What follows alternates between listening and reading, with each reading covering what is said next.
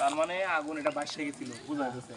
আমি তো ওই বাজার ছিলাম তো কালকে জমা দিয়ে দিবি। 11:30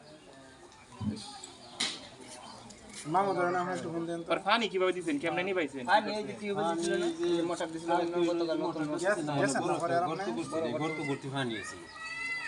আগুন দিয়ে পড়ার কারণে কারেন্ট দিচ্ছিল না আমার মোটর চলে গেল। আপনার না না নতুন করছিল আর কি গর্তটা পরে দিয়ে পড়ছে না এই ফ্যান ডেভ হয়ে নিয়ে আজকে বুধবার না এখন এই যে জমা দিয়ে দিব তো। ওই পুকুর থেকে আনাইছে। যাই হোক আল্লাহ ভরসা আল্লাহর হয়তো বা বড় একটা খারাপ থাকে আপনার এটা পরীক্ষার মাধ্যমে এটা তাহলে অনেক বড় বিপদ থেকে রক্ষা করে।